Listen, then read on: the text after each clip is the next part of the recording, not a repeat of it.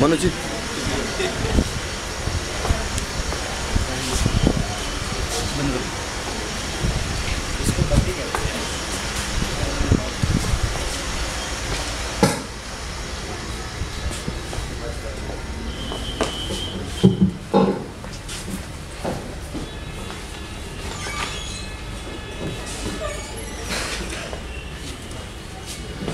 A very warm good afternoon, ladies and gentlemen. Thank you so much for accepting the invitation by the Embassy of India and BP Koirala India Nepal Foundation in this second edition of Voices.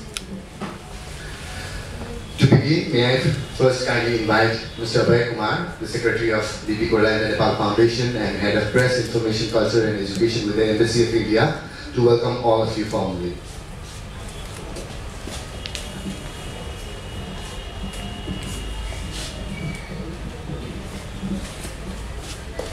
सबै धेरै धन्यवाद।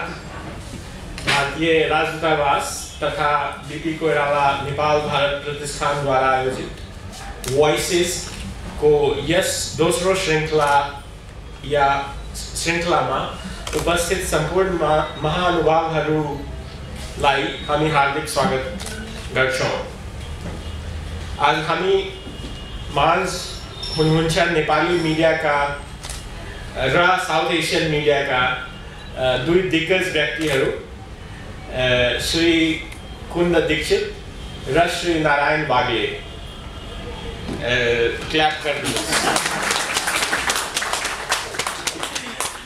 नेपाली मिडियामा दशकौं बिताइसक्नु भएका यस्ता हस्तीलाई नेपाल भारत पुस्तकालयमा उपस्थित गराउन पाएका हामी असाध्य खुसी छौं। आज उहाँले आफ्नो मिडिया करियर र आफ्नो जीवनको उतार चढावको बारेमा हामीसँग छलफल गर्नुहुन्छ। तपाईहरुको अमूल्य उपस्थितिको लागि म हार्दिक कृतज्ञता जनाउन चाहन्छु। Now I welcome Shri Kunda Dixit and Narayan Wagle to take the seat at the dais. And a warm welcome to both of them. Thank you so much for agreeing to be our guests today at the Nepal Bharat Library. Voices is a new initiative which have taken, and we look forward to very live discussions between two of you. Thank you. Thank you so much, Abhay sir, for this wonderful welcome in Nepali. The two gigantic media figures that we have with us today need no elaborate introduction. However, to introduce Mr. Kunda Dixit, many of you may not know this, that he was a microbiologist before he joined the journalism, a graduate from Columbia University. He started his career with BBC New York. He was war correspondent in different parts of Asia. In 1996, he came to Nepal and started Himal Media and Nepali Times, an author of critically acclaimed books like Ladaima Janta, Feri Yesto Nahos, and Yuddha Pachi Janata. He's also an author of a textbook in journalism called Dateline Earth. Another author we have with us, a very renowned journalist and author of best-selling novels Palpasa Cafe and Mayur Times, Mr. Narayan Wagle. Can we give them a big round of applause, ladies and gentlemen? We will hear them talk about their life, their career for an hour or so. And at the end, we will take up questions from you. So please be with us. Thank you so much. Hello. Yeah. म बुढो आउनाले म पहिले है र आवाजले भर्खर भन्यो दुईटा जाइग्यान्टिक पर्सनालिटिज भनेर नभन्दै हामी दुईजना चाहिँ नेपालको सबभन्दा अल्गो पत्रकार चाहिँ होला तर नारायणभन्दा धेरै बुढो भयो नि म नेपाल फर्केको 17 वर्ष जति अगाडि 15 वर्ष जति अगाडि कान्तिपुरमा एउटा बाइलाइन आउनु थाल्यो नारायण वाग्ले भनेर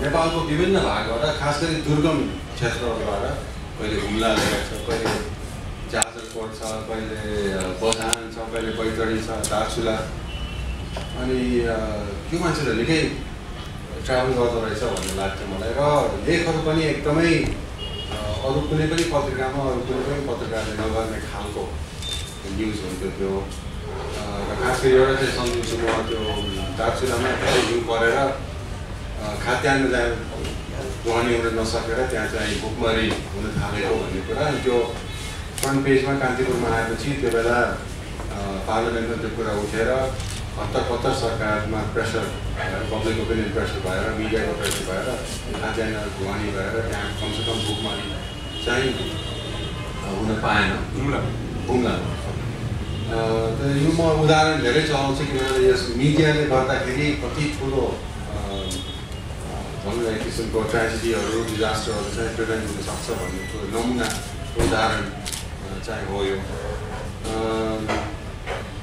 मलाई मेरो व्यक्तिगत चाहिँ सुरु चाहिँ मैले अघि आवाजले भनिहाल्यो म पत्रकारिता पढेपछि पहिला त वैज्ञानिक थिएँ अनि वैज्ञानिक भावनाले र लेख्न थालेपछि यो पत्रकार होइन भन्थ्यो धेरै कागज छैन नि त पत्रकार सर्टिफिकेट छैन सर्टिफिकेट चाहिँ लिनु पऱ्यो भनेर अनि कलम्बिया युनिभर्सिटीबाट जर्नलिजम गरेँ त्यसपछि बिबिसीमा काम गरेँ रेडियोमा 2-3 वर्ष न्युयोर्कबाटै अनि त्यहाँबाट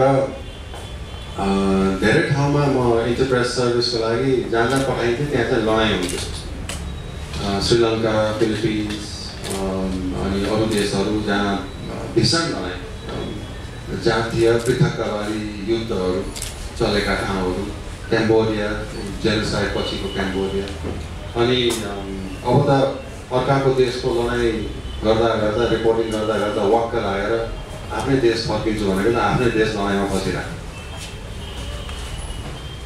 र त्यो बेला जसरी हामीले मिडियामा नेपाली मिडियामा युद्धको बारेमा लेख्यौँ लडाइँको बारेमा लेख्यौँ त्यो चाहिँ प्राथमिकता नै नदिकन त्यो रोका रुकुम भनेको त कुनै अर्कै ग्रहमा भएको जस्तो भयो पुलिसहरू त्यो बेला लडाइँ सुरु भइसकेको थियो तर काठमाडौँलाई त्यो आवाज हुँदैन किनभने मिडियाले नै त्यसलाई सिरियसली नलिएकै हुनाले र मैले जे पढाएको थिएँ पत्रकारिताको स्कुलमा कसरी पत्रकारहरू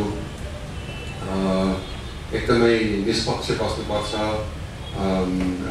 यथार्थभन्दा अलिकति पर बसेर पर्यवेक्षक हुनुपर्छ भनेर सिकाइएको थियो हामीलाई त्यो कुरा चाहिँ बिर्सेर साँच्चीकै भिजेर आफ्नै देशको श्रीलङ्कामा रिपोर्टिङ गर्दाखेरि र नेपालमा आफ्नै देशमा आफ्नै समाज आफ्नै परिवेशमा रिपोर्टिङ गर्दाखेरि चाहिँ अर्कै हुँदो रहेछ त्यो समाचारको र मिडियाकै परिभाषा र दायित्व नै अर्कै हुँदो रहेछ त्यहाँ चाहिँ म पर्यवेक्षक थिएँ यहाँ चाहिँ नेपालीको नाताले र नेपालीले नेपाली नै लाई नै मारिरहेको भावनाले आफ्नो पेसाबाट आफ्नो पत्रकारिता मार्फत कुनै एउटा समाधानतिर जान सकिन्छ कि भनेर प्रयत्न गर्नु पर्दो रहेछ त्यो चाहिँ पत्रकारिताको नियमभन्दा विपरीत थियो एक किसिमले किनभने पर्यवेक्षकभन्दा अलिक भिजेर काम गर्नुपर्ने हुनाले तर सकिँदो रहेछ र त्यो गर्दाखेरि पत्रकारको आफ्नै विश्वसनीयता पनि बढ्दो रहेछ भन्ने कुरा चाहिँ महसुस भयो तर त्यही पनि पत्रकारिताकै नियमहरू र मिडियाकै उद्योग भएको नाताले साँच्चीकै गहिरो किसिमले चाहिँ युद्धलाई कभर गर्न गाह्रो हुँदो रहेछ आफ्नै पत्रिकामा पनि आफै सम्पादक भएको पत्रिकामा पनि र त्यो महसुस गरेर मैले गहिरोसँग हेर्नलाई कुन माध्यमबाट गर्ने भन्दाखेरि फोटो पत्रकारिताको माध्यम रोजेँ र म आफै फोटोग्राफर नभए पनि देशभरिका र देश बाहिरका फोटो पत्रकारहरूले खिचेका तस्बिरहरूलाई संलग्न गरेर 3टा किताब निकाल्यौँ त्यसको बारेमा त तपाईँलाई अलिअलि थाहा होला त्यो हामी लडाइँमा जनता भनेर देशव्यापी रूपमा हामी प्रदर्शनी यात्रामा पनि गयौँ र त्यो एउटा किताबबाट सुरुवात भएको यात्रा पछि गएर 3 वर्षपछि एकदमै ठुलो एउटा युद्धपछि समाजलाई फेरि शान्तितिर लग्नलाई मद्दत पुऱ्याएको जस्तो लाग्छ मलाई आफैलाई पनि र हामीले नचिताएको किसिमले त्यो पपुलर पनि भयो र मैले जसरी हामीले चाहिँ फोटो पत्रकारिता रोज्यौँ नारायणले चाहिँ उपन्यासको माध्यम रोज्यो तर हामीलाई पुस गर्ने हामीलाई त्यतातिर डोराएर लाने कारण चाहिँ उही थियो जस्तो लाग्छ किन नारायणको पपसके आफै पढ्नुभयो भने त्यसको पहिलो च्याप्टरमा नारायण आफै भएर प्रस्तुत हुन्छ होइन उसले आफै अब पत्रकारै भएर आफूलाई क्यामियो पर्फर्मेन्स निकालेको छ र त्यसपछि त फिक्सनमा जान्छ। तर सत्यताको नजिक जानलाई काल्पनिक एउटा कथा रचेको छ।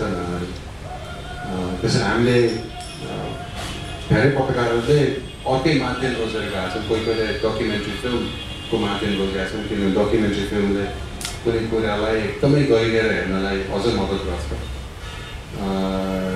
त्यति भन्नु क्या नारायणलाई सुरु गर्छु। कुन्दुताले सबभन्दा पहिला मैले चाहिँ चिनेको हामी त्यतिखेर कान्तिपुर काठमाडौँको बिल्डिङ अब थियो, भर्खर पत्रिका छाप्न थालेको। अनि रिपोर्टरहरूको रुम चाहिँ तल रिसेप्सनको साइडमा थियो, सबै रिपोर्टरहरू बस्ने। अनि एकजना साथीले के भन्यो भने बाहिर एउटा यस्तो मान्छे आएको छ जो चाहिँ हेर्दैमा पत्रकार गर्छ, हेर्दै बोलेको छ। कस्तो छ भने कपाल फुलेको छ, जिन्सको सर्ट प्यान्ट, जिन्सको सर्ट प्यान्ट लगाएको छ, चस्मा लगाएको छ, चुच्चो छ, हेर्दैमा टिपिकल अन्तर्राष्ट्रिय पत्रकार जस्तो छ भनेर भित्र गाइनुको कुरा सुनेपछि हामी एक एक गर्दै ढोकाबाट यसरी बाहिर डाइरेक्ट आउनु भएन, यसो ढोकाबाट चियाएर हेरेको चाहिँ कुन्द दीक्षित हुनुहुन्थ्यो। 96 त्यही टाइमतिर त्यतिखेर हामी काठमाडौँ जुन प्राइभेट सेक्टरबाट क्रोडसिप डेली अनि नेपालको होल मिडिया सिचुएसन र सिनारियो चेन्ज गर्ने हिसाबले आएको बेलाको हामी भर्खरका पण्डेरी संवाददाताहरू थियौँ। अनि म चाहिँ अलिकति भाग्यमानी मान्छु म आफूलाई, किनभने 47 सालको संविधान नै नेपालको आमूल परिवर्तन, धेरै फ्रन्टहरू, मोर्चाहरू, धेरै विषयवस्तुहरूमा परिवर्तन ल्याउन सबभन्दा ठुलो प्रेरक थियो। र एउटा कारण चाहिँ त्यसको विशेषता के थियो भने त्यसले चाहिँ प्रेस स्वतन्त्रता सुनिश्चित गरेको थियो। अनि प्रेस स्वतन्त्रता सुनिश्चित गरेपछि मिडियामा लगानी आउन थाल्यो र त्यो आएको लगानीको सबभन्दा पहिलो हायर गरेको रिपोर्टर मध्ये म थिएँ। र यो 20-22 वर्ष को उतार चढाव राजनीतिक आर्थिक सबै चाहिँ पत्रकारिता मार्फत हेर्न भोग्न पाएँ। हाम्रो होल यो पुस्ताले पायो र म त्यस कारण आफूलाई चाहिँ सौभाग्यशाली भन्छु। कुन्दाईलाई मैले चिनेको चाहिँ उहाँ वैज्ञानिक त हो, तर त्योभन्दा ठुलो चाहिँ अझ व्यङ्ग्यकार हो। पत्रकार, वैज्ञानिक अनि व्यङ्ग्यकार। उहाँको जस्तो सठिक र भित्रैदेखि हँसाउने पत्रकार आफैले व्यङ्ग्य लेखेको चाहिँ मैले अरू देखेको छैन। तपाईँलाई थाहा होला अन्डर माइ ह्याट, त्यसको त बुक कम्पाइल पनि निस्किएको छ। अहिले त्यो अन्डर माइ ह्याट लेख्नुहुन्न, तर लास्ट पेजमा रेगुलर उहाँले लेख्नुहुन्छ। पहिला सुरुमा चाहिँ राइजिङ नेपालमै व्यङ्ग्य लेख्नुहुन्थ्यो पञ्चायतकालमा, र त्यो चाहिँ अद्भुत व्यङ्ग्य गर्ने क्षमता। म कुन्दालाई सोध्ने चाहिँ तपाईँ कहाँनिर सोच्नुहुन्छ तपाईँलाई व्यङ्ग्य कसरी पर्छ? व्यङ्ग्यकार दुई थरी छन्। एउटा चाहिँ साहित्यको हिसाबले व्यङ्ग्य लेख्ने र कोठामा बसेर साधना गरेर, र कुन्दै टाइपको चाहिँ पत्रकार नै व्यङ्ग्य लेख्दाखेरि चाहिँ पुरै सूचनामा पहिलो फर्स्ट ह्यान्ड पहुँच भएको मान्छे हुनुभयो। फर्स्ट ह्यान्ड पहुँच भएको देख्दाखेरि ओपिनियन सहित आउने व्यङ्ग्य चाहिँ I think is more powerful मेरो लागि चाहिँ। म त्यो लाग्छ। तपाईँलाई चाहिँ म प्रश्न गर्छु, त्यो व्यङ्ग्य त मलाई कहाँबाट आउँछ? व्यङ्ग्य सुरु भएको त पञ्चायतकालमै हो। BBC भन्दा पनि अगाडि म काम गरेको चाहिँ राइजिङ नेपालमा। त्यो बेला राइजिङ नेपाल त्यो बेला अरू पत्रिका नै थिएन, प्राइभेट मिडिया थिएन, टिभी थिएन। अनि गोर्खापत्र राइजिङ नेपाल भनेको स्टेट कन्ट्रोल, स्टेट भनेको त्यो बेला रोयल प्यालेस कन्ट्रोल। त्यसमा केही साँच्चीकै केही कुरा लेख्नु पऱ्यो भने व्यङ्ग्यको माध्यम प्रयोग गर्नु पर्छ। सत्य भन्नलाई, साँच्चीकै के भइरहेछ भन्नलाई घुमाएर फिराएर लेख्नु पर्थ्यो। त्यो पहिले सोभियत युनियनमा कम्युनिजम हुँदाखेरि त्यसै गरेर जोकहरू मार्फत सोभियत शासकहरूलाई को व्यङ्ग्य गर्थ्यो, त्यस्तै हो, त्यस्तै थियो त्यो। अनि त्यहाँ हुँदाखेरि म पनि साइड अप भन्ने एउटा त्यही हरेक हप्ता लेख्ने एउटा व्यङ्ग्य स्तम्भ थियो। तर त्यो बेला कति अहिले सम्झँदाखेरि हाँस उठ्छ, तर त्यो बेला चाहिँ डर लाग्दै थियो सेन्सरसिप। एक किसिमको सेल्फ सेन्सरसिप हो, किनभने कसैले आएर डन्डा लिएर बस्न दिन्थ्यो त्यहाँ, तर आफूलाई आफ्नो सीमा थाहा थियो, त्योभन्दा बढी जानु हुँदैन भनेर एक्चुअली राजा वीरेन्द्रको जन्मोत्सवमा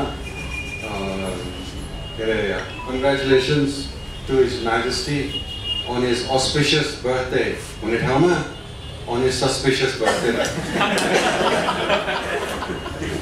अनि एउटामा पछि गएर त्यसको जागिर पनि गऱ्यो कि आएको यस्तै के भनेपछि एउटा सानो इनोसेन्ट मिस्टेकले पनि मान्छेहरूको जागिर जान्छ त्यसैले त्यो बेला चाहिँ व्यङ्ग्य चाहिँ एउटा सर्भाइभलको लागि पनि व्यङ्ग्यको हिसाबले लेख्नु पर्छ अहिले चाहिँ व्यङ्ग्य गर्नु पर्दैन किनभने सबै कुरा व्यङ्ग्यै छ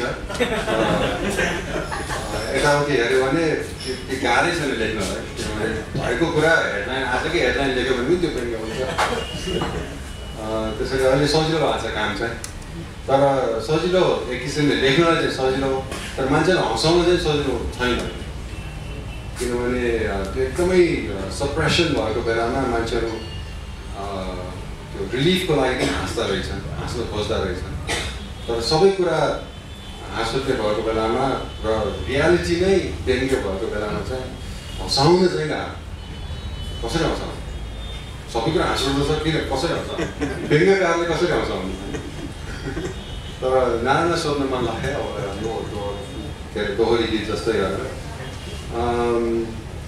अब यत्रो पत्रकारिता गरियो कागजी पत्रकारिता गरियो पत्रको पत्रकारिता गरियो होइन नारायणको पनि सम्पादक भएर संवाददाता भएर के संवाददाता भएर सम्पादक अहिले चाहिँ आएर अलिकति डिजिटलमा अलिक बढी देखिन्छ नारायणको नाम सेतोपाटी.com नेपालले साँच्चीकै फर्को मारे हो त कागजी पत्रकारिताबाट डिजिटल सायद यात्रा चाहिँ सुरु भयो होला हामी कान्तिपुरमा हुँदाखेरि काठमाडौँ पोस्टको नाम हो कि कान्तिपुरमै हाम्रो जुन अनलाइन थियो थियो त्यो चाहिँ साउथ एसियाको फर्स्ट न्युज पेपरले अनलाइन पनि खोलेको थियो त्यो 95-96 टाइम हो पछि त अब त्यो रियालिटी भयो अब अहिले त यो मोबाइलमा मैले अब वाइफाई समातेन भने मलाई त साह्रै नै म के छुट्यो भनिहाल्छु मोबाइल विथ वाइफाई मेरो चाहिँ जीवनशैली भइसक्यो र यसले धेरै ठुलो यो कोर्स हो यो चाहिँ यसले ठुलो चाहिँ परिवर्तन ल्याइसकेको छ पत्रकारहरूलाई पनि परिवर्तनको लागि ठुलो दबाब दिएकै छ पत्रिकाहरूलाई दिएकै छ रेडियो टिभी सबै सञ्चार माध्यममा दिएको छ किनभने म एज अ सिटिजन एकदमै पावरफुल भइसक्यो मल्टिपल चोइसेसहरू मसँग भइसक्यो अब टेक्नोलोजीले गर्दाखेरि म जतिखेर पनि वाइफाई खोज्छु 3G कति काम गर्छ मलाई कनेक्सन आई निड कनेक्सन भनेपछि त मेरो मल्टिपल चोइसेसहरू म खोज्छु र मान्छे चाहिँ अहिले मोर बेचैन भइसक्यो सूचनाको लागि बेग्रेन भइसक्यो भोलिपल्ट बिहानको पत्रिका पढ्ने समय नै छैन बेलुका 8 बजेको समाचार बुलेटिन टिभीमा या रेडियोमा सुन्नु पढ्ने फुर्सदै छैन त्यो हाम्रो जीवनशैली नै त्यसरी गएको हुनाले अनलाइनको जुन विकास क्रम छ त्यसलाई त रोक्नै सकिन्न अनि हामी चाहिँ फेरि अहिले संयोगले सेतोपाटी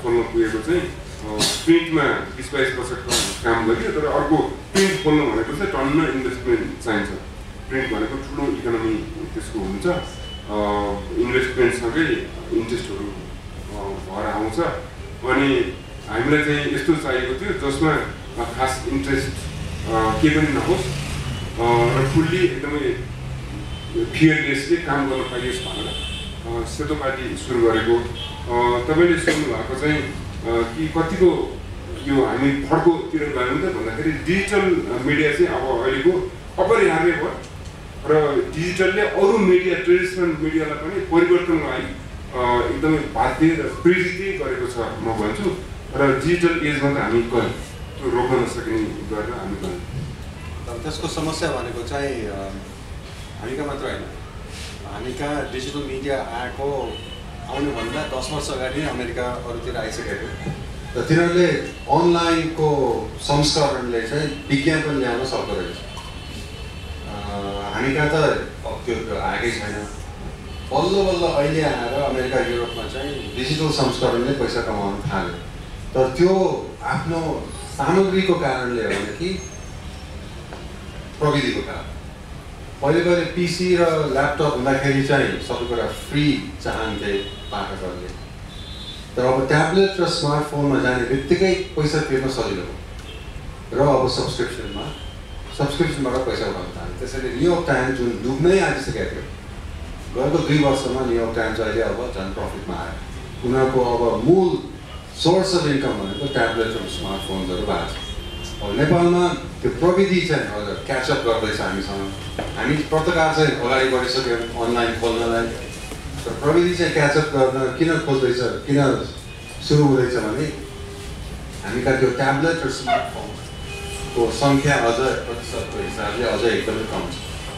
जस्तै अहिले 8% पुगेका स्मार्टफोनहरू होइन, फोन्सहरू 60% जनसङ्ख्या पुगे भए पनि स्मार्टफोन चाहिँ 8%मा मात्रै छ।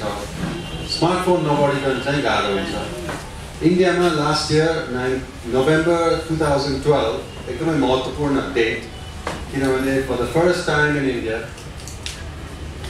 people accessing the internet through their smartphones and tablets overtook the number of people accessing the net through laptops and PCs.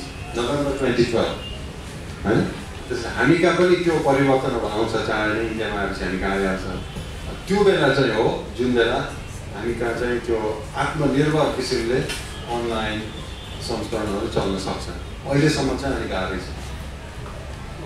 एउटा सबभन्दा अलिकति अहिले रिसेन्ट एउटा ट्विट पढेको जसले मलाई अलि इम्बेरेस गरेको, हाम्रो सेतो पार्टी टिममा इम्बेरेस गरेको चाहिँ के हो भने सेतो पार्टीको सफलताले ब्रोडसिट पेपरै इरेलिभेन्ट नै हुँदो रहेछ भन्ने सबै ट्विट आयो है। त्यो चाहिँ बडा राम्रै हो त्यो early to be so proud of होइन। तर बेसिकली अब यो चाहिँ इन्भाइटेबल भएर गयो, रोक्न सकिँदैन यसको विकासमा। मैले कुन्दले सोध्न खोजेको चाहिँ म 20-22 वर्षदेखि मिडियामा के देखिरहेको छु भने कि हाम्रो politics has been the major title होइन, हेडलाइन एभ्रिडे भएको छ। त्यो चाहिँ हाम्रो राजनीतिक अस्थिरताले हो कि किनभने तपाईँ चाहिँ राजनीतिलाई नै मेन समाचार गर्नुपर्छ भन्ने मान्नु होइन, राष्ट्रिय जीवनको विभिन्न विषय नै हेडलाइन बनाउनुपर्छ भन्ने तपाईँको धारणा छ। हामी किन पोलिटिकल हेडलाइनमा यति रमाएको छौँ? त्यो प्रमुख कारण त सङ्क्रमणकालले नै हो। अब सङ्क्रमणकाल भनेको अब 40 सालदेखि नै सङ्क्रमणकाल हुन्छ क्या। त्यसमा उनीहरूले पहिले त्यो अब प्रजातन्त्रको उथलपुथल, त्यसपछि लडाइँ नै सुरु भयो। लडाइँमा पनि अब त्यो राजनीति, युद्ध विराम, वार्ता भन्ने कुरा नै प्राथमिकता हो नि त मान्छेहरूलाई। शान्ति भनेकै राजनीतिसँग जोडिएको कुरा हो। त्यसमा चाखहरू अब स्वाभाविकै हो। त्यसपछि आएर युद्ध पछिको सङ्क्रमणकाल पनि अब लम्बिँदै गयो। त्यसैले राजनीति हावी भएको कारण र पत्रकारहरू पनि खालि राजनीतिक सामग्रीहरू खोज्दै जानु पनि कारण पनि त्यो हो। एउटा सर्वे गरिएको थियो टप 10 प्रोग्राम टिभीमा के छ त नेपालमा भन्दाखेरि यो 10 वर्ष अगाडिको हो। टप 10 प्रोग्राम सबै न्युज प्रोग्रामहरू, जस्तै कान्तिपुरको बेलुकाको न्युज, कुनै न्युज करेन्ट अफेयर्स, त्यसमा बिचमा एउटा जिरे खुर्सानी अथवा कुनै एउटा हाँस्यव्यङ्ग्य प्रोग्राम बाहेक अरू सबै न्युज प्रोग्राम 10 वर्ष अगाडि। त्यही बेला जुन बेला त्यो 10 वर्ष अगाडि त्यो सर्वे गरियो, इन्डियामा पनि त्यस्तै सर्वे गरिएको थियो। इन्डियाको टप 10 प्रोग्राम के थियो भन्नुहोस् त? सबै मनोरञ्जनात्मक। कुनै पनि न्युज प्रोग्राम इन्डियाको टप 10 टिभी रेटिङ्समा थिएन।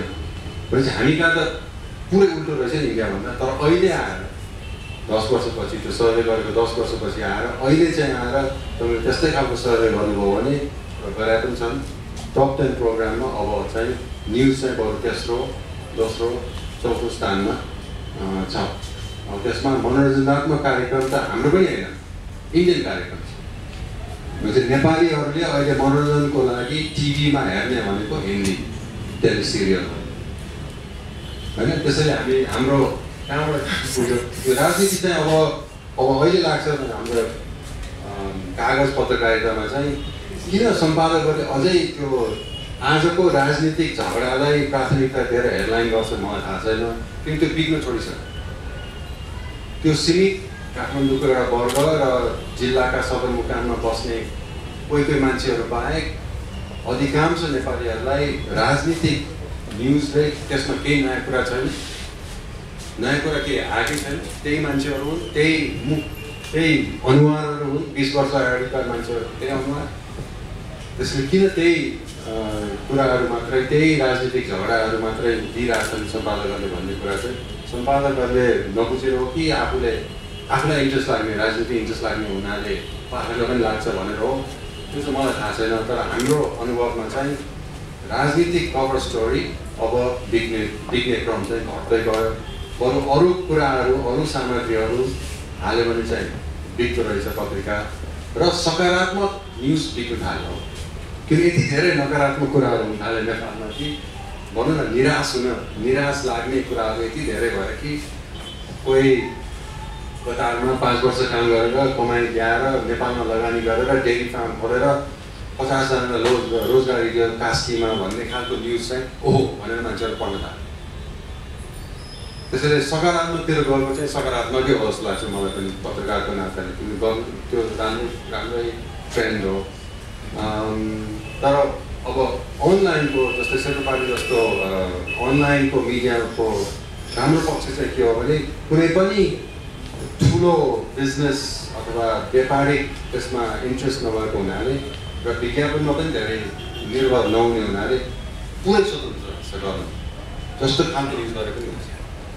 तर त्यही पनि सेतोपाटीमा अझै राजनीति चाहिँ छ, तर तपाईँले हेर्नुभयो भने त्यो राजनीति अझै किसिमले गरेको छ। आजको झगडा छैन न्युजमा। अहिले त के भएको छ भने जसले धेरै करायो, जो उफ्रियो त्यही न्युजमा हुन्छ, त्यति ठुलो न्युजमा हुन्छ। रिपोर्टर्स क्लबमा गएर उफ्रियो भने भोलि बिहानको पत्रिकामा हेडलाइन त्यही हुन्छ, आज बेलुकाको 7 बजीको न्युजमा त्यसलाई नै मेन न्युज भएर आउँछ। त्यस जसले उग्र कुरा गर्यो, जसले एकदमै उक्सायो, भड्कायो, उनी न्युज हुन्छ क्या। त्यसको एउटा कारण चाहिँ त्यो प्रिन्ट मिडिया भएको प्रतिस्पर्धा पनि हो। अहिले व्यापारीकरण भएको छ, प्रतिस्पर्धा हुने बित्तिकै त्यो सेन्सेसनल न्युज, सनसनीपूर्ण सामग्रीले चाहिँ प्राथमिकता पाउँछ। सुरुमा पत्रकार हुँदाखेरि यो एक्टिभिस्ट हुन्न भन्थे, अनि एक्टिभिजमको बारेमा मेरो सायद बुझाइ अलिक फरक थियो। पछि काम गर्दै आउँदाखेरि अहिले मलाई के लाग्छ भने जर्नलिस्ट भनेको चाहिँ एक्टिभिस्टै रहेछ, एक्टिभिस्टै हुनैपर्छ। तर जरुरी छैन कि पार्टीको लाइन फलो गरेर एक्टिभिजम गर्ने, तर भित्रदेखि एउटा मिसन चाहिँ हुनुपर्दो रहेछ। मिसन जस्तै म के को लागि पत्रकार हुँ भन्दाखेरि म चाहिँ सही फ्याक्टहरू ल्याउनुको लागि म पत्रकार हो, त्यो मेरो मिसन हो, त्यो चाहिँ एक्टिभिजम नै हो भनेर मलाई अहिले म आई फिल छु होइन, त्यो भइरहेको छु। सुरुमा म त्यो ठान्दिनँ थिएँ, त्यो फरक ठान्दैथेँ। अहिले चाहिँ मलाई मिडियाको सिचुएसनको कुरा गर्दाखेरि पोलिटिकल हेडलाइन भएन भने चाहिँ तपाईँले अहिले भन्ने समयमा अलिकति करेक्सन गराउँछु। मेरो आफ्नो अनुभवले चाहिँ के भन्छ, हाम्रो पब्लिसरहरूले के भन्छ भने पोलिटिकल हेडलाइन भएन भने सर्कुलेसन चाहिँ तल जान्छ। जुन दिनको हेडलाइनमा पोलिटिक्स छैन, अरू नन पोलिटिकल स्टाफ छ, त्यो दिन चाहिँ त्यो हाम्रो सर्कुलेसन डिपार्टमेन्टमा पत्रिकाको थाक चाहिँ बाँकी हेरेर आउँछ। त्यो चाहिँ डे टु डे रियालिटी हो। त्यसको कारण के भने बढी पत्रिका पढ्ने चाहिँ पोलिटिकल उनी क्लासिक देशभरिको अलिकति राजनीतिमा रुचि भएको, एभ्रिडे फलोअप गर्ने, अपडेट गर्ने त्यो समुदाय बढी छ। र असाध्यै धेरै सकारात्मक समाचार चाहिँ हेडलाइनमा मान्छेले खासै रुचिको साथ पढ्दैन। दैनिकमा होला, त्यो दैनिकमा हो। तर इन्टरनेट चाहिँ यस्तो मिडियम भयो कि त्यो चाहिँ मनोरञ्जनात्मक हो, मनोरञ्जनको लागि इन्टरनेटमा जाने, कम्युनिकेसनको लागि फेसबुक गर्नलाई, अरू साथीभाइहरू नातेदारहरूसँग कुराकानी गर्नलाई, कम्युनिकेट गर्नलाई। त्यो चाहिँ न्युजको लागि जाने भनेर इन्डियामा पनि सबै भएको थियो। त्यहाँ चाहिँ न्युजको लागि जाने भनेको 9% इन्टरनेट, 9 भनेका त त्यो पनि कम होला। अब 20 लाख पुग्न आएको नेपालमा फेसबुक मात्रै युजर्स है, फेसबुक युजर्स अब 20 लाख पुग्यो भने त त्यो त 2 मिलियन है। अब यिनीहरू सबै फेसबुकमै दिनको 2-3 घन्टा बिताउँछन् भने न्युज पढ्नलाई त टाइम छैन। त्यो पनि अब एकदमै लामो लेखहरू इन्टरनेटमा। इन्टरनेट यस्तो मिडियम भयो कि त्यसमा छोटो कुरा मात्रै पढ्नु, लामो पढ्नलाई त्यहाँ मान्छेहरूलाई समय छैन कि चाहिँ अरू आकर्षणहरू छन्। एउटा क्लिक गर्ने बित्तिकै फेसबुक, ट्विटरमा जान सकिन्छ भने, अथवा ब्लग, कसैको ब्लगमा जान सकिन्छ भने, अथवा युट्युब हेर्न सकिन्छ भने त्यो एउटा लामो कुनै लेख पढ्नलाई चाहिँ निकै एकदमै रोचक हुनु पऱ्यो। तर एउटा गर्न नसकेको कुरा चाहिँ हामीले सबै मेन स्ट्रिम हाम्रै पत्रिकाहरूमा पनि गर्न नसकेका चाहिँ इन्टरनेट मिडियाले दिने अपर्च्युनिटीहरूलाई हामीले पुरै प्रयोग गर्न सकेका छैन। जस्तै इन्टरनेटले फुल मल्टिमिडिया एक्सेस दिनलाई सक्छ, तर हाम्रो अहिले पनि टेक्स्ट बेस सामग्रीहरू कुनै पनि मेन स्ट्रिम मिडियाको अनलाइन संस्करण हेर्नुभयो भने त्यसमा मेनली टेक्स्ट बेस तस्बिर होला एक दुईवटा, तर तस्बिर पनि साँच्चीकै राम्ररी ग्यालरीहरूमा अथवा स्लाइड सो मार्फत प्रयोग भएको छैन र त्यो मल्टिमिडिया कन्टेन्ट त झन् एकदमै कम छ र विकसित भएको छैन। त्यो चाहिँ खास गरी lack of training, lack of exposure जस्तो लाग्छ मलाई। र त्यसमा चाहिँ अलिकति हामीले ध्यान दियो भने साँच्चीकै यो नयाँ माध्यमको साँच्चीको उपयोग गर्न सकिन्छ जस्तो लाग्छ। तर हाम्रो सबभन्दा ठुलो प्रतिस्पर्धा चाहिँ अहिले कहाँबाट आयो? यो इन्टरनेटमा पत्रिकाको बिचमा आयो, कान्तिपुर र नागरिकको बिचमा आयो, के अरे नागरिक र कान्तिपुर टिभीको बिचमा पनि होइन। अबको प्रतिस्पर्धा भनेको चाहिँ हामी बुढापाका पत्रकारहरू, कपाल खुलेहरू र नागरिक पत्रकारहरूको बिचमा। अब त सबैजना पत्रकार, तपाईँहरू सबैजना पत्रकार, एउटा होइन त्यो यन्त्र आफ्नो हातमा हुने बित्तिकै त्यो मान्छे पत्रकार। ठिक ठाउँमा पुग्नुपर्छ, तस्बिर खिच्न सकिने फोन चाहिन्छ अथवा भिडियो खिच्न सक्ने फोन चाहिन्छ र त्यो आफैले त्यहीँबाटै 3G मार्फत अपलोड गर्न सक्यो भने चाहिँ आफै पत्रकार। किन चाहियो मान्छे? किन चाहियो कुनै पत्रिका अथवा म्यागजिन अथवा टिभी स्टेसन अथवा कुनै। र अब हामीले कसरी एड्याप्ट गर्ने त यो नयाँ रियालिटी? त्यसैले म अब रेडियो पत्रकार भन्ने टाइम सिक्छु। म अब सबै खालको पत्रकार, म चाहिँ टिभी पनि गर्छु, अडियो भिडियो पनि गर्छु, भिडियो इन्टरभ्यू पनि लिन्छु, त्यही पनि खिच्छु, फोटोग्राफ पनि खिच्छु, लेख्छु पनि। र त्यो सबै सामग्रीलाई त्यही माध्यमबाट, इन्टरनेटको माध्यमबाट म सकेसम्म आफ्नो पाठकहरू मार्फत, दर्शकहरू मार्फत जान्छु। अब पाठकतिर मात्र ताक्ने होइन कि दर्शकहरू पनि ताक्ने। र त्यही खालको प्राविधिक ट्रेनिङ पनि चाहियो अब त्यो। र पत्रकारले दिने भनेको र नागरिक पत्रकारले दिन नसक्ने भनेको कुरा चाहिँ त्यो हाम्रै ट्रेनिङ, त्यो 4 वर्षको मिडिया ट्रेनिङ जसमा लेख्न सिकाइन्छ, कसरी सामग्रीहरू बटुल्ने भन्ने कुरा सिकाइन्छ, इन्टरभ्यू कसरी गर्ने भन्ने सिकाइन्छ र प्राविधिक कुराहरू सिकाइन्छ। त्यसै हामीले एड्याप्ट गर्ने भनेको अब नागरिक पत्रकारितालाई कसरी मूलधारको पत्रकारितामा कसरी लिएर जाने सँगसँगै।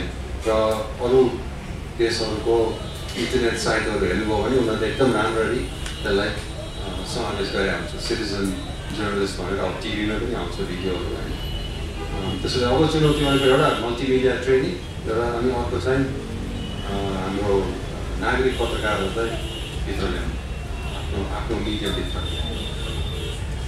नागरिक पत्रकार र परम्परागत या प्रोफेसनल पत्रकार कसरी छुट्टिन्छ? तालिम तपाईँले आउनुभयो, किनभने सबै मिडिया मल्टिपल ट्रेनिङहरू त्यो सबै फ्याकल्टीमा ट्रेन हुने होइन, बेटर इक्विप हुने, त्यो चाहिँ परम्परागत रूपमा प्रोफेसनल पत्रकारको टिकाउको लागि हो। तर नागरिक पत्रकारले चाहिँ जो पनि नागरिक पत्रकार हुनसक्छ, उसको हातमा हरेक अधिकार आएको छ। उसले जति कुनै पनि पर्सपेक्टिभमा, कुनै पनि फ्याक्ट, कुनै पनि टाइममा दिन सक्छ। त्यसले हामीलाई पार्ने असर चाहिँ हामीलाई बढी ट्रेनिङ चाहिन्छ भन्ने हिसाबमा म एग्री गर्छु। मैले तपाईँलाई प्रश्न गर्ने चाहिँ फर्ममा, भोलि जर्नलिजमको फर्ममा चाहिँ कुनै परिवर्तन, भावको परिवर्तन आउँछ कि आउँदैन? जस्तै हाम्रो न्युज लेखाइको ढङ्गहरू जुन खालको छ, एप्रोच जुन खालको छ, त्यो नागरिक पत्रकारले चाहिँ भोलि ल्याउने दिने दबाबले गर्दाखेरि हाम्रो फर्म परिवर्तन हुन्छ। अलिअलि परिवर्तन ल्याउँछ, अटेन्सन स्प्यानमा ल्याउँछ। त्यो नागरिक पत्रकारले भनेको त्यो लामा लेख्ने होइन, उनीहरूले नागरिक पत्रकार साँच्चीको भनेको त तस्बिर र भिडियो मात्रै हो। अहिले लेख्ने भनेको त कम हो। त्यो ठिक ठाउँमा पुगेर न कुनै एक्सिडेन्ट देख्यो, खिच्यो, त्यही कुरालाई ठ्याक्क पठाइदियो, नागरिक पत्रकारले रिपोर्टिङ गरे। अनि he's at the right place at the right time, त्यो कारणले मात्रै ऊ नागरिक पत्रकार भयो। तर अरू किसिमले आफ्नो सिद्धान्त अथवा आफ्नो राजनीतिक आस्था नागरिक पत्रकारले दिन थाल्यो भने चाहिँ पत्रकारलाई नै लागू हुने एउटा नियम जुन कि विश्वसनीयताले नागरिक पत्रकारलाई चाहिँ छिन्छ। त्यो नागरिक पत्रकारले आफ्नो विश्वसनीयता गुमायो भने चाहिँ कोही पनि त्यस्तो पर्दैन। त्यसैले नियम चाहिँ हामीलाई जुन लागू छ नागरिक पत्रकारलाई लागू हुन्छ। तर धेरै नागरिक पत्रकारलाई चाहिँ थाहा छैन, जे लेखे अल्ट्रासाउन्ड जे लेखे पनि भइहाल्यो नि, मेरो एक्सेस छ भने मैले जे लेखे पनि हुन्छ भनिरहन्छन्। र साँच्चीकै उसको पाठकले जज गरेर राखेको चाहिँ उसले लेखेको कुराको विश्वसनीयता छ कि छैन। नागरिक पत्रकारको एउटा एडभान्टेज चाहिँ के हो भने प्राविधिक हिसाबमा हामीभन्दा धेरै अगाडि छ। यो कुरा चलाउनलाई कसरी अपलोड गर्ने भन्ने कुरामा हामीभन्दा अगाडि छ। त्यसैले एउटा कम्प्लिमेन्ट्री चाहिँ छ भन्ने खोजा मैले कारण चाहिँ त्यो उनीहरूले त्यो सामग्री ल्याउन सक्ने क्षमता, किनभने क्राउड सोर्सिङ हो नि त, जसले जहाँबाट जे पठाए पनि हुने भयो। अब हामी काठमाडौँमै बसेर हामी मात्रै न्युज लेख्छौँ भन्ने अवस्था चाहिँ छैन। अब जो जहाँबाट त्यो बेला नारायण दार्चुला गएको बेलामा यो भएको भए के हुन्थ्यो होइन? त्यो बेला कति टाइम लाग्यो त्यो न्युज पठाउनलाई? 1 हप्ता लाग्यो इफेक्ट गरेर होइन? अब त तुरुन्तै हुने ट्विट गर्न थाल्यो नि त दार्चुलाबाट, सकिने भयो नि त। हामी के गर्ने कोर्टतिर जाने जेनेर मात्रै कति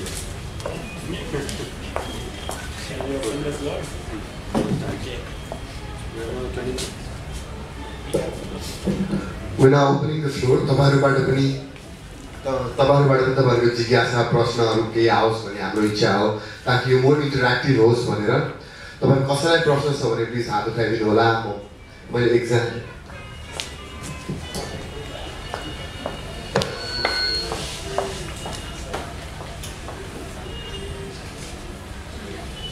Thank you. I am Vivek Kanal. Currently, I am studying BBA at VS Niketan. First of all, I feel glad to be here with journalists Kunda Dixit and Narayan Wale. I would like to ask both of journalists question regarding journalism in Nepal. My first question is that how is the career opportunity of journalism at Nepal?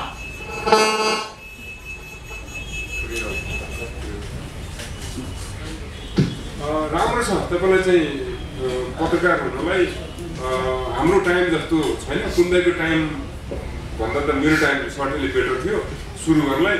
अहिले त झनै धेरै राम्रो छ, किनभने तपाईँ केमा काम गर्न चाहनुहुन्छ? अनलाइनमा, रेडियोमा, टिभीमा, पेपरमा, अनि यति धेरै मिडिया खुलेको छ, देशभरि मिडिया खुलेको छ, पत्रिकाहरू ठाउँ ठाउँबाट लोकल पेपरहरू पनि आएको छ।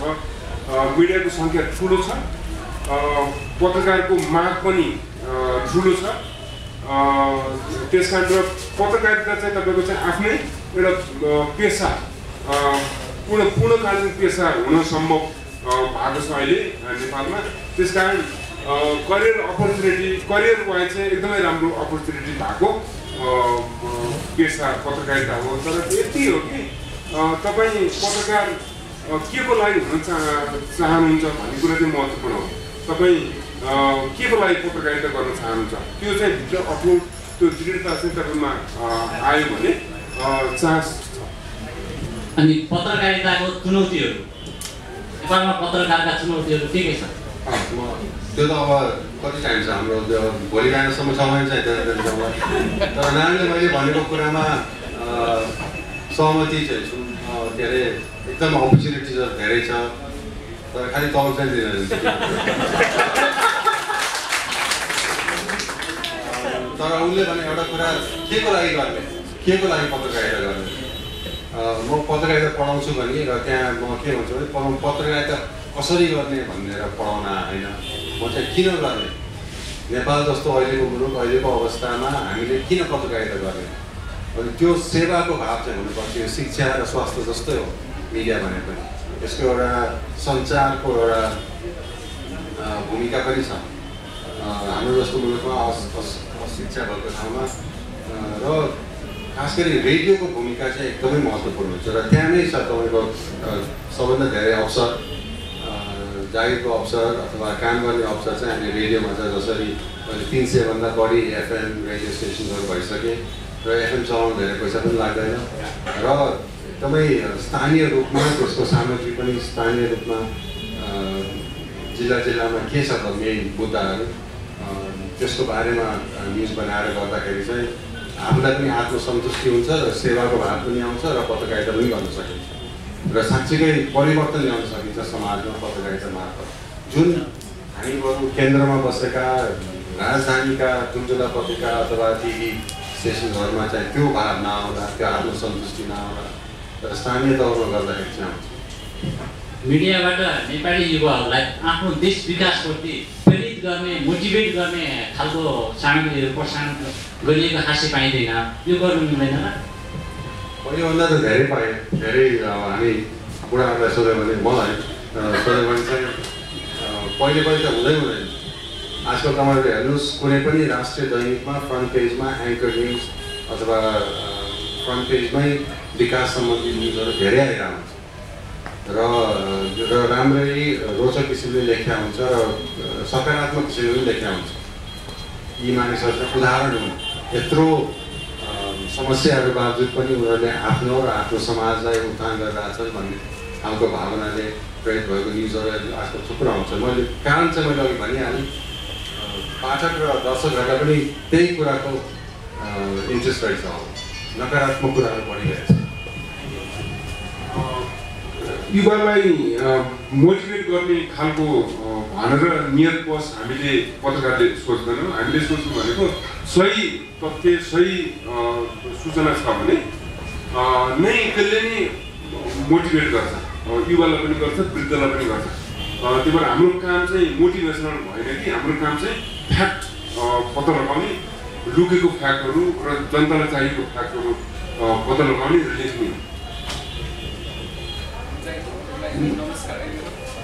हेलो दाइ, मैले केही टाइम अगाडि नै गार्डियन एउटा न्युज पढेको थिएँ होइन। समाजलाई चाहिँ स्वास्थ्यको लागि चाहिँ एकदम हानिकारक छ होइन। If you stop reading it होइन देन राम्रो हुन्छ भन्ने भनेको थियो कि नेपालको परिप्रेक्ष्यमा होइन। म त बाहिर बस्छु अनि पहिले यसो ब्लगिङ पनि गर्थेँ होइन। अनि नेपालको परिप्रेक्ष्यमा होइन मिडिया चाहिँ के यसले चाहिँ हाम्रो देशलाई नै हुन्छ नि, इज इट मेकिङ अस सिक के मिडिया चाहिँ हाम्रो नेपालको परिप्रेक्ष्यमा चाहिँ प्रब्लम हो कि सल्युसन हो होइन? I think you have work both of you होइन। And you have seen media is like mushrooming, career पनि राम्रो छ, सबै कुरा राम्रो छ होइन, बट द क्वालिटी होइन।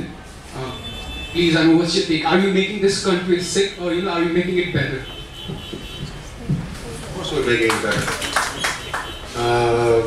त्यो सिक बनाउनु त कुरै आउँदैन। हामीले गर्ने भनेको पत्रकारहरूको दायित्व भनेको जनताको सुसूचित हुने अधिकारलाई रक्षा गर्ने। यो हाम्रो अधिकार है, तपाईँको अधिकार। त्यो अधिकारलाई हामी प्रयोग गरिरहेको छौँ। सकेसम्म स्वतन्त्र भएर, सकेसम्म व्यावसायिक भएर, सकेसम्म के अरे समाधानमूलक भएर गर्ने हो। अब देशै लथालिङ्ग छ भने मिडियामा अलिअलि त्यसको असर त परिहाल्छ होइन। यो एकदमै मिडिया चाहिँ एकदम एउटा island of efficiency and honesty त हुँदैन नि। सबै कुरा एकदम खतम भएर होला, सबै कुरा त खतम भएको छैन। त्यो मिडियाले भने मात्रै हो फेरि होइन। त्यसैले देशलाई सही दिशामा मोड्नलाई एकदमै ठुलो काम गर्छ मिडियाले र गरेको पनि छ। र नेपालमा अहिले हामी खास गरी 46 सालपछि हाम्रो अन्तर्राष्ट्रिय स्तरको मिडिया छ। हामीले बाहिर अन्तर्राष्ट्रिय मिडिया सम्मेलनहरूमा जाँदाखेरि हामीलाई लाजै लाग्छ कसरी अरू देशका मान्छेहरूले नेपालको प्रशंसा गर्छ। नेपालमा जस्तो भएको FM रेडियोको प्रगति कसै धेरै जस्तो यस्तो यो क्षेत्रको मुलुकमा भएको छैन। हाम्रो पत्रकारिताको production values, printing quality, layout क्वालिटीहरू अरू कुनै पनि देशभन्दा कम छैन।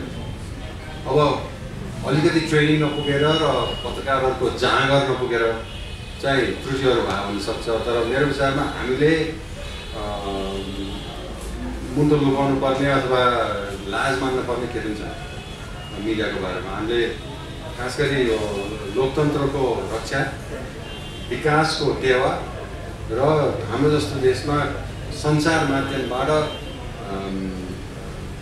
के अरे धेरै कुरामा विकास गर्नुको लागि जसरी नेपाली मिडियाले अहिले योगदान पुऱ्याएको छ त्यो चाहिँ आफैले भन्नु त हुँदैन तर एकदमै प्रगति चाहिँ भएको छ।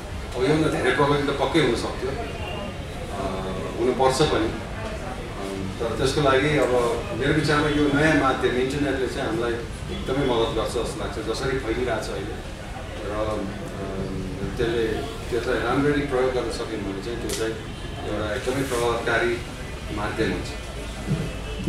नेपालमा मात्रै होइन संसारमा जहाँ पनि मिडिया अपरिहार्य छ। मानिसको लागि अपरिहार्य कारण के छ भने मानिस चाहिँ उत्सुक प्राणी, ऊ थाहा पाउन चाहन्छ र मिडियाले थाहा दिन्न, किनभने यसको पहुँच छ धेरै ठाउँमा। यसको कर्तव्य नै के हो भने पहुँच बढाएर तथ्यहरू ल्याउने र प्रसार गरिदिने, प्रभाव गरिदिने। त्यस कारण एकदमै यो मानिसको आधुनिक जीवनशैलीसँग लोकतान्त्रिक संरचनासँग असाध्यै अभिन्न अङ्ग हो मिडिया। यसले सिक्न बनाउँदै बनाउँदैन, त्यो चाहिँ शासकहरूले सोच्छन् फेरि मिडिया नभएको भए त हामी त कति मजाले अगाडि शासन गर्न सकिन्थ्यो होला भनेर त्यो सोच्छन्।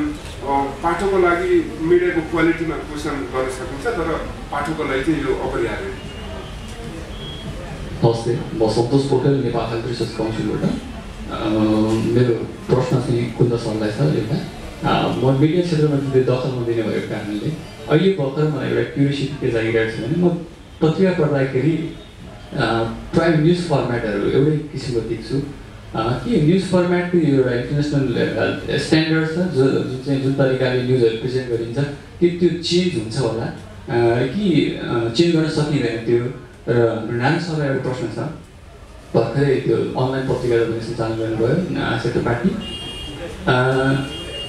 कुन्द सरले पनि भन्नुभयो अहिले एडभर्टाइजहरू आउँदैन, सर्भाइभ हुन त्यति दरिलो बेस बनिसकेका छैन, तर पनि पार्टी नाम गरेका उपनाम गरेका विविध त्यहाँ अनलाइन पत्रिकाहरू आइरहेका छन्। तपाईँले जुन जेन्युनली न्युज दिन खोजिरहनु भएको छ त्यस्ता त्यस्ता ब्लगहरूले पनि जुन चाहिँ मान्छे झुकिन्छन् पार्टी उपनाम गरेकाहरू कतिको हावी हुन सक्छ र तपाईँहरूले यो स्रोत चाहिँ जुन चाहिँ आर्थिक स्रोत चाहिँ कसरी झुकाउनुहुन्छ त्यसको अलिक भनिदिनु। धन्यवाद।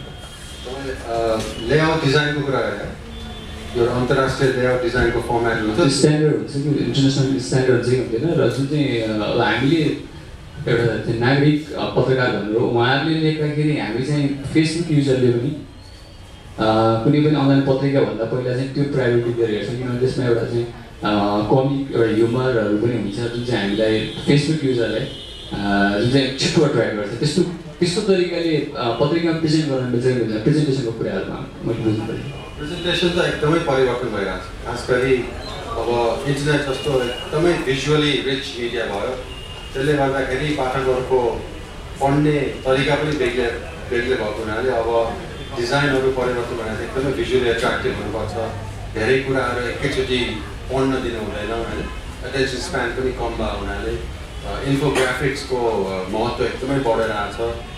Data journalism and data mapping को कारणले गर्दाखेरि अब त्यो डेटा म्यापिङ इन्टरनेटमा आउनु थाल्यो, अब प्रिन्ट मिडियामा पनि त्यसको महत्त्व चाहिँ अब बुझ्नु थालेको छन् सम्पादकहरूले। तर हामीका चाहिँ धेरै सम्पादकहरू हामी बाहेक धेरै सम्पादकहरू चाहिँ अलिक भिजुअली इलिटरेट भएको हुनाले त्यो नलेख्नु होला है भएको हुनाले चाहिँ हामी अझै त्यो जिङ्क ब्लकको युगमा छौँ क्या, भनेपछि त्यो भिजुअली एट्र्याक्टिभ बनाउन हामीलाई कुनै छैन, सम्पादकहरू कुनै इन्ट्रेस्टै छैन। अब नयाँ पुस्ता पत्रकारहरू तपाईँ जस्तो रिपोर्टरहरू सम्पादक भएपछि चेन्ज होला, तर यो परिवर्तन चाहिँ गएको 50 वर्षमा जति परिवर्तन हो मिडियाको न्युजपेपर र म्यागजिन डिजाइनमा 5 वर्षमा त्योभन्दा बढी भएको छ यो इन्टरनेटको प्रभावले गर्दा। एथिक्सले त डिजाइन र लेआउटमा त्यति रोक्दैन।